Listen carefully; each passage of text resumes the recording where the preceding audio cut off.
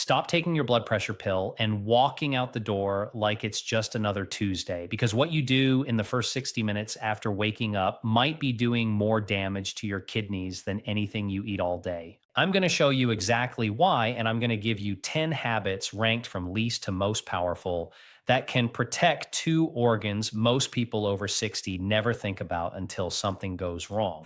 Here's the number that should stop you cold. Researchers following more than 3,700 kidney patients in the chronic renal insufficiency cohort study found that people with the highest sodium excretion in their urine had a significantly higher risk of their kidney disease getting worse, along with a higher risk of heart failure, heart attack, and stroke, tracked over nearly 7 years. And in a completely different study, a randomized trial out of Iran found that cutting salt down to just a teaspoon and a half a day for 3 months measurably slowed the loss of kidney function compared to people who ate their normal diet. That's not a scare tactic. That's published peer-reviewed data. And most of that sodium damage happens because of what's on your breakfast plate, not your dinner plate. I'm a nephrologist, and that means kidneys are my entire world. I've spent my career reading lab reports, sitting across from patients the day they find out they need dialysis, and asking myself the same question over and over. What could have been done differently 10, 20 years earlier? The answer almost always traces back to small, repeated morning choices, not extreme ones, not expensive ones, just consistent ones made before 9 a.m. day after day for years. And I'm going to tease you with something now because I don't want you clicking away before we get there. Item number one on this list is not diet, and it's not exercise. It's a 2-minute habit almost nobody over 60 actually does, and it can catch kidney damage months, sometimes years before a blood test ever would. I'll explain exactly how to do it properly later in this video, so stay with me. Before we dive in, I want to know who's watching this with me this morning. Drop your age in the comments and tell me one thing. Do you already check your blood pressure at home, or is that something you've been meaning to start? I read every single comment on these videos, and I mean that literally. Some of the stories you share with me end up shaping the next video I make, so don't be shy. Let's start the countdown. Number 10. Stop swinging your legs out of bed and standing straight up like you're 25. I know it sounds almost too simple to matter, but here's what's happening physiologically. When you sleep, your blood pressure naturally dips. Doctors call this nocturnal dipping, and it's healthy. But the moment you sit up fast and stand, your blood pressure has to surge upward in a matter of seconds to keep blood flowing to your brain. In a younger body, the blood vessels respond instantly. After 60, and especially after 70, the walls of your arteries stiffen. Some studies suggest you lose up to 30% of your vascular elasticity by your mid-70s compared to your 30s. That sudden pressure spike hits your kidneys' delicate filtering units called nephrons, like a fire hose blast to a garden hose.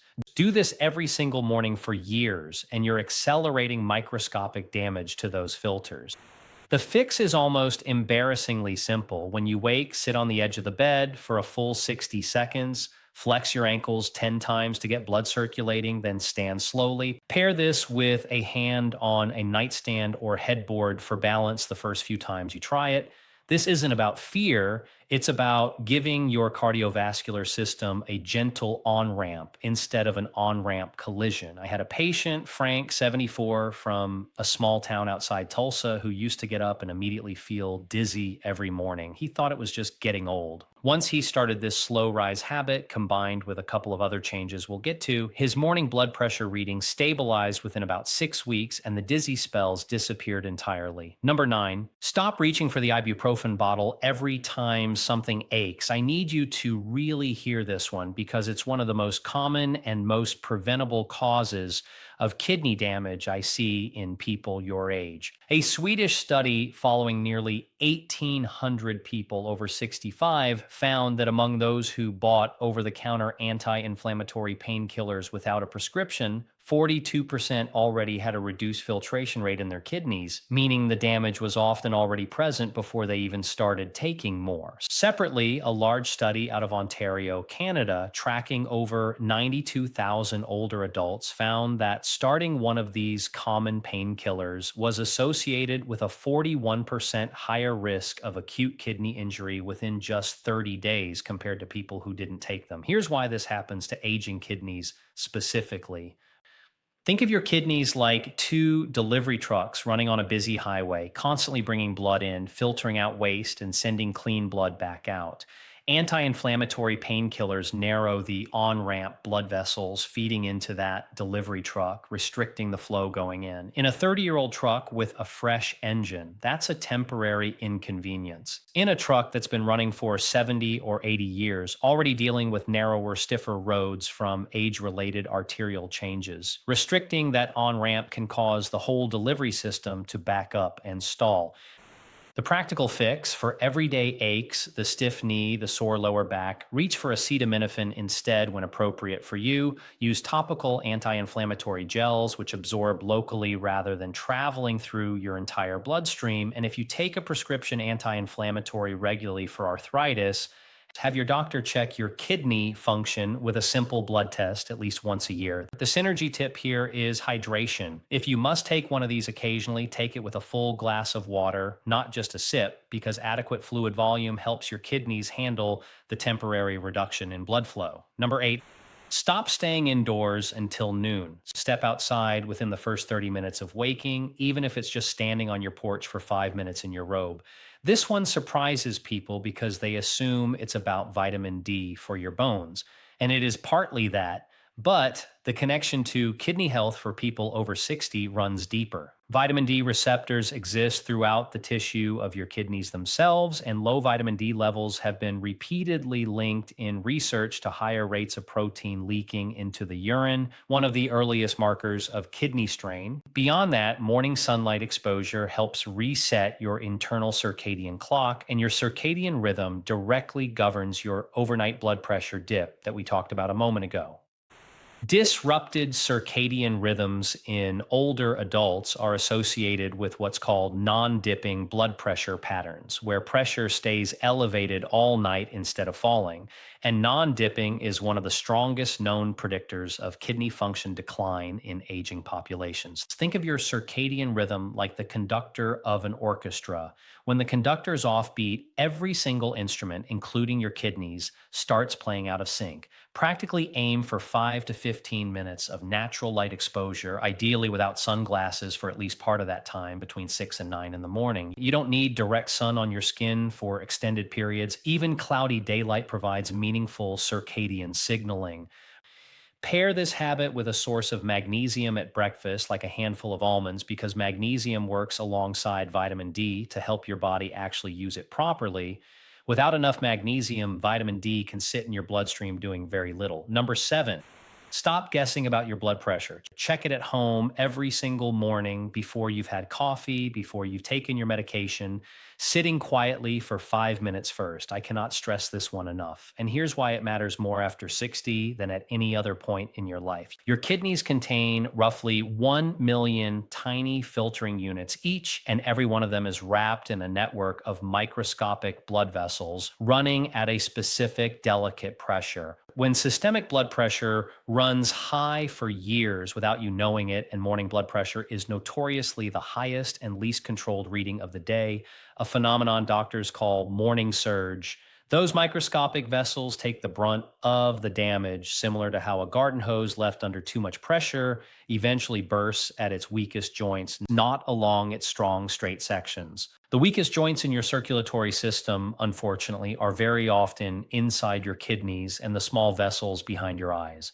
A home blood pressure log taken consistently gives your doctor something a single office visit reading never can: a pattern. Get a validated upper arm cuff, not a wrist cuff. Sit with your feet flat on the floor and your arms supported at heart height, and take 2 readings 1 minute apart, writing both down. Do this for even 1 week before your next doctor visit, and you'll hand them more useful information than most people provide in a year. The synergy tip: reduce caffeine before this particular reading, since caffeine can temporarily spike systolic pressure by 5 to 10 points in older adults, giving you a falsely alarming number. Number six, stop skipping protein at breakfast and stop overdoing it too. The goal is a specific, moderate window. This is one of the most misunderstood pieces of advice out there, so let me explain it carefully. After 60, your body develops something researchers call anabolic resistance, meaning your muscles become less efficient at using protein to maintain themselves, so you actually need a bit more high quality protein per meal than you did at 40 just to hold on to the muscle you have. Muscle loss, called sarcopenia, isn't just a cosmetic issue. It's directly tied to kidney health because your muscles are involved in regulating creatinine and helping manage the body's overall metabolic waste load. But, and this is the part people miss, for someone with any existing reduction in kidney function, dramatically excessive protein, especially from supplements and protein powders taken in large quantities, can overwork kidneys that are already filtering at a reduced capacity. Think of your kidneys' filtering capacity like a restaurant kitchen on a Saturday night. A well run kitchen with healthy staff can handle a full house, but if that kitchen is already short staffed, reduced kidney function, flooding it with 3 times the usual orders doesn't get more food out faster. It just creates a backup that stresses the whole system. The sweet spot for most people over 60 without diagnosed kidney disease is roughly 25 to 30 grams of quality protein at breakfast. Think 2 eggs with a Greek yogurt or a small piece of salmon with cottage cheese spread evenly rather than saved for one enormous dinner. The synergy tip is timing it with light morning movement, even a short walk after breakfast, since muscle activity right after protein intake significantly improves how efficiently your body uses the amino acids instead of just handing extra nitrogen waste to your kidneys to filter out. Number five, stop eating what I call the silent salt trio at breakfast: cured breakfast meats, canned juices, and prepackaged breakfast breads and cereals. Here's what shocked me the first time I saw the numbers laid out clearly. A meta-analysis of 9 separate studies involving kidney patients found that reducing sodium down to around 4.5 grams a day dropped systolic blood pressure by close to 5 points and diastolic by about 2 points. Reductions that sustained over years meaningfully change your trajectory of kidney health. Bacon, sausage links, packaged breakfast breads, instant oatmeal packets, and even some healthy granolas can pack 700 to 1,000 milligrams of sodium into a single serving before you've eaten anything else all day. Here's why sodium hits aging kidneys specifically harder. As we age, our kidneys become less efficient at excreting excess sodium quickly, a process researchers describe as reduced sodium handling capacity. In a 40-year-old, excess salt gets flushed out within hours. In someone over 70, that same excess sodium can linger, pulling extra water into the bloodstream, raising blood volume, and raising blood pressure for a longer stretch of the day, like a sponge that used to squeeze out water instantly, now holding on to it for hours instead. The practical fix is not eliminating flavor, it's swapping the source. Fresh eggs instead of processed breakfast meats, whole oats you flavor yourself with cinnamon and berries instead of instant flavored packets, and fresh fruit instead of canned or bottled juice. Read the label and look specifically at sodium per serving, not just total calories. Many diet breakfast foods are surprisingly high in sodium to compensate for reduced fat or sugar. The synergy tip: pair a lower sodium breakfast with potassium rich foods like bananas or cantaloupe, because potassium helps your kidneys excrete sodium more efficiently, working almost like a counterbalance in the same filtration system. Number four, stop treating movement as optional until later in the day. Get 20 to 30 minutes of walking in before your morning is half over. I want to walk you through some of the most compelling data I've seen in years on this topic, because it directly overturns what a lot of people assume, that once kidney decline starts, exercise is somehow risky. It's the opposite. A 5-year randomized trial out of Norway called the Generation 100 study followed over 1,100 adults aged 70 to 77, splitting them into a standard advice group, a moderate intensity exercise group, and a high intensity interval training group. The result, those doing high intensity interval training had a 25% lower relative risk of rapid kidney function decline compared to the group that received only general advice. In a separate American clinical trial, older adults who increased their daily step count into the highest range experienced roughly 2 milliliters per minute less decline in their filtration rate compared to those with the lowest step counts and a 38% lower chance of rapid kidney decline overall. Here's the mechanism, and I'll keep it simple. Physical activity improves how efficiently your mitochondria, the tiny energy producing engines inside every cell in your body, function. As mitochondria become less efficient with age, cells throughout your body, including inside your kidneys, generate more inflammatory byproducts and oxidative stress, essentially a kind of cellular rust. Regular movement acts like routine maintenance on an engine, keeping those mitochondria firing cleanly instead of leaking out damaging byproducts. Walking in the morning specifically also helps regulate that blood pressure surge we discussed earlier, blunting it rather than letting it spike unchecked. Start with 10 minutes if that's genuinely where you are right now. There's no shame in starting small, only in never starting. Now, before we get to the final three, and trust me, the last one is worth the wait. If this video has given you even one thing you didn't know 15 minutes ago, hit that subscribe button and tap the like button right now. It genuinely helps this channel reach more people your age who need this information, and it costs you nothing but a second of your time. I put a lot of research into every single one of these videos specifically for you, and your support tells me to keep going. All right, let's finish this countdown. Number three, stop starting your day with coffee before you've had a full glass of water. This sounds like something your grandmother might have told you, but the research behind it is remarkably specific to aging kidneys. Overnight, even during a completely normal night's sleep, you lose measurable fluid simply through breathing and skin evaporation, and your kidneys spend the entire night working at a lower blood flow state to conserve water. A large research review on hydration in older adults found that between a quarter and a third of adults in the United States and Europe consume less than 1.5 liters of fluid a day, well under what's typically recommended, and that older adults specifically comply with adequate fluid intake far less consistently than younger adults. Chronic mild dehydration has been linked in longitudinal research tracking people for 6 to nearly 20 years to higher rates of chronic kidney disease and cardiovascular problems. Now, here's the aging specific piece. Your kidney's ability to concentrate urine, meaning hold on to water efficiently when you need to, declines with age, so older kidneys need a steadier, more consistent fluid supply rather than relying on your thirst signal, because thirst perception itself becomes blunted after 60. Think of your kidneys like a river system. A steady, moderate flow keeps sediment moving through smoothly. Let that river run low, and sediment, waste products, minerals, uric acid start settling and concentrating in places it shouldn't. The habit: 16 ounces of plain water within the first 30 minutes of waking, before coffee, before anything else. Coffee itself is fine in moderation for most people, but caffeine has a mild diuretic effect. So leading with water ensures your kidneys start the day appropriately flushed rather than immediately taxed.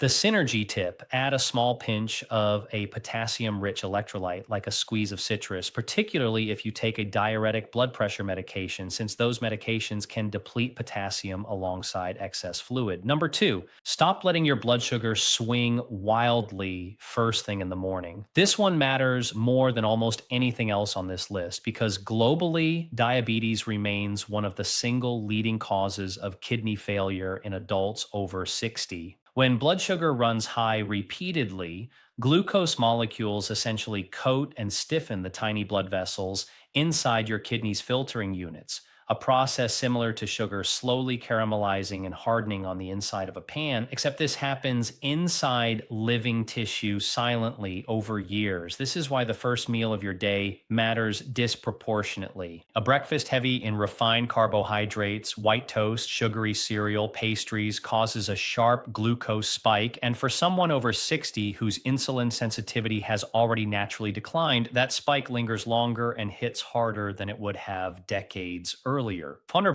Practically, this means building breakfast around fiber and protein first, saving the carbohydrate heavy component for smaller portions. And if you enjoy fruit in the morning, pairing it with a source of protein or healthy fat to blunt the sugar absorption curve rather than eating fruit entirely alone on an empty stomach. If you already monitor your blood sugar, morning fasting numbers consistently above your target range are a direct signal to bring to your physician, not something to quietly track and ignore. The synergy tip here, a 10-minute walk after breakfast, specifically after the meal rather than before, has been shown to blunt post meal glucose spikes significantly more effectively than the same walk taken at a different time of day because your muscles pull glucose directly out of your bloodstream during activity, taking pressure off your pancreas and downstream off your kidneys. And now, the moment I teased at the very beginning. Number one, stop ignoring your own urine. I know. Nobody expected the single most powerful kidney protecting habit on this entire list to involve something this unglamorous. But hear me out, because this is the habit I wish every patient I've ever treated had started 30 years earlier. Your kidneys are quite literally built to send you an early warning system every single morning, and almost nobody reads it. Two things to look for, and it takes less than 2 minutes. First, color. Pale straw yellow means you're well hydrated and your kidneys are filtering appropriately. Consistently dark amber, especially first thing in the morning, can signal you're not drinking enough overnight or that your kidneys are struggling to dilute waste properly. Second, and more important, foam. A small bit of foam that disappears quickly is completely normal. Persistent bubbly foam that sits there, especially if you notice it repeatedly over several mornings, not just once, can indicate protein leaking into your urine called proteinuria, which is one of the very earliest detectable signs of kidney filter damage. Often showing up before a standard blood test would flag anything unusual at all, because blood tests measure overall filtration capacity, while protein in the urine can appear when the filters themselves first start developing microscopic damage long before your overall function drops enough to show up on a lab report. Think of it like this: a blood test tells you how much water is coming out the other end of a dam. Checking your urine tells you whether tiny cracks have already started forming in the dam wall itself well before the water flow downstream has changed at all. The habit is simple. Every morning, take 15 extra seconds before you flush, look at the color, and notice if there's persistent foam. If you see it 2 or 3 mornings in a row, that's not something to Google anxiously at 2 in the morning. That's something to bring to your doctor and ask for a simple urine test that measures protein directly. I had a patient, Dolores, 68, from a quiet town in Wisconsin, who mentioned almost in passing during a routine visit that she'd noticed foamy urine off and on for a few weeks. That single comment led us to catch early stage kidney changes nearly 2 years before her blood work would have shown anything definitive, giving her time to make the exact changes we've talked about today. Today, 4 years later, her kidney function has remained stable, not declined further. That's the power of a 2-minute habit nobody talks about. Here's what I want you to take away from all of this. Your kidneys have quietly kept you alive every single day of your life, filtering somewhere around 40 gallons of blood daily without you ever thinking about them, without applause, without a single day off. They don't ask for much in return, just consistency, a little water, a little movement, a little attention paid to the small signals your body is already sending you every morning. Independence in your 70s, your 80s, and beyond isn't about luck. It's about the accumulation of small mornings like this one, repeated for years. I've watched patients in their late 70s reverse trajectories that looked frightening on paper simply because they started paying attention a little earlier than they otherwise would have. It is never, ever too late to start protecting this part of yourself, no matter what your last lab report said. If this video gave you something worth acting on tomorrow morning, subscribe to this channel so you don't miss what's coming next. And tell me in the comments which one of these 10 habits you're starting first thing tomorrow. I read every single response, and I mean it every time I say it. I'll see you in the next video.